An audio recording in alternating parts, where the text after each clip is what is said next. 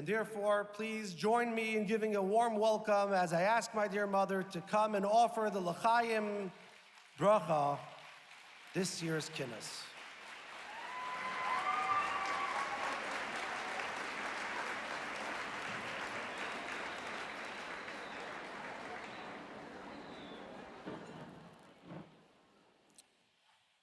The highlight of the Kinus Hashluchos is when the family of Shluchos visits the Rebbe's Oihel. In his final days, my husband had a burning desire to go to the Oihel. However, due to his illness, there was always a reason he could not go.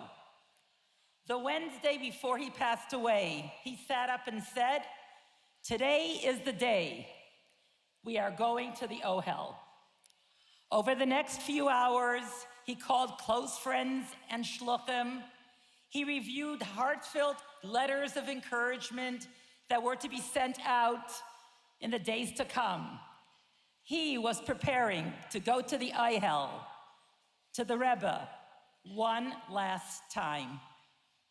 His personal doctor and friend, his Reifa Yedid, Dr. Eli Rosen, Hatzalah members, close friends and family accompanied him. He came to thank the Rebbe for the schus of being his shliach.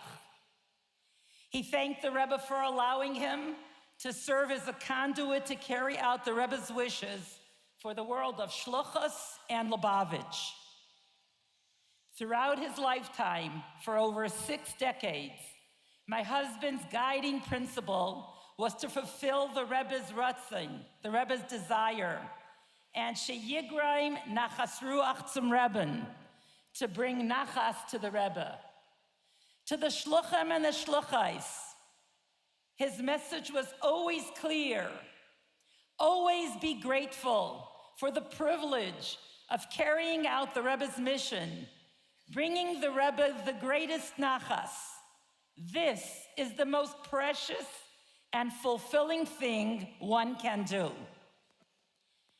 After our wedding and a year of Kollel, Rabbi Charakov, the Rebbe's chief secretary, offered us 3 positions for shlichus: the state of Texas, die politische Washington, D.C., or to work in Merka's Lubavitch headquarters.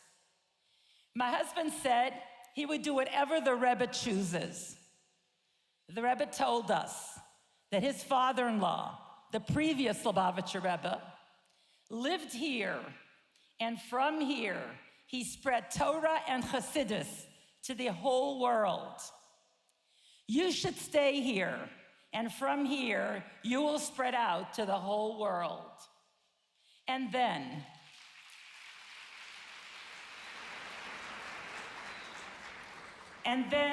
the Rebbe turned to me and added, "And you should see to it that he does it b'simcha, with joy."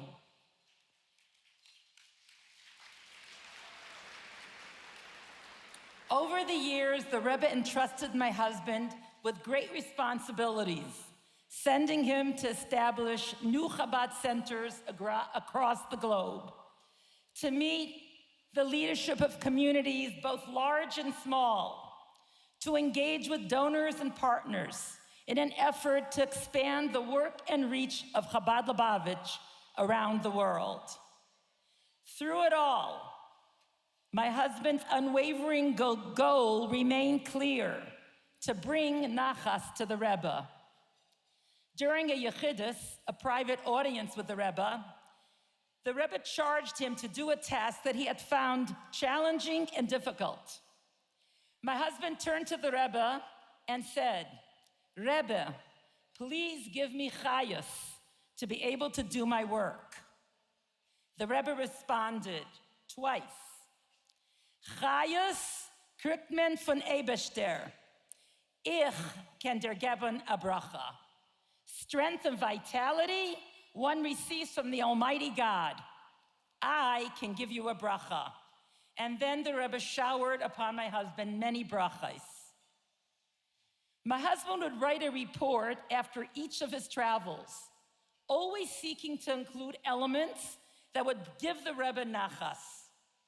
After the Rebbetzin's passing, after Chaf Shvat, my husband received the following response to one of his reports.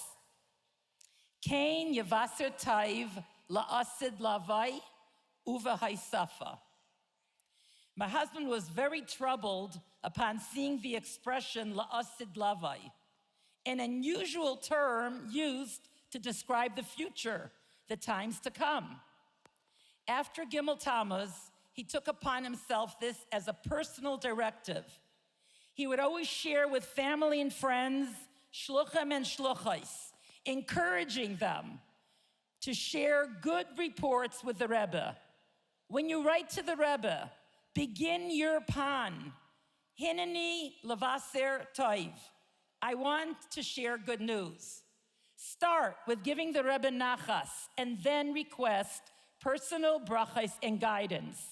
Let us share good news and bring the Rebbe nachas. Living in the community, in the Rebbe's community, we have the privilege of hosting countless of guests throughout the year. As a resident of Crown Heights, I have witnessed the unwavering dedication of our community, neighbors and friends who for decades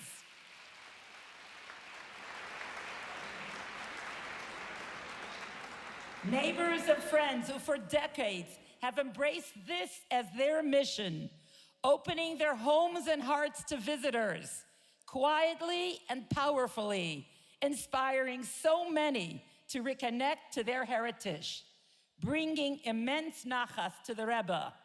I am honored to be a part of a community where this mission is not just mine, but ours, one of warmth, hospitality, and purpose.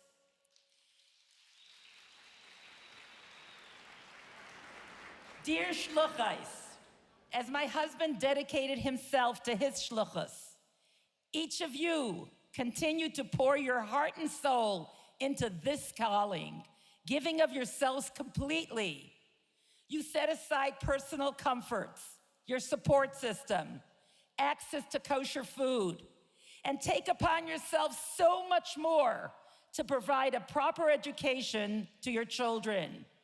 Yet, despite it all, you set out to the four corners of the world, ufaratzta, joyfully, with the help of Hashem and the Rebbe's brachas, lahachin es atzmai v'sa'olam kulai, lekabel pnei Mashiach tzidkenu, to prepare ourselves and the entire world to greet Mashiach tzidkenu.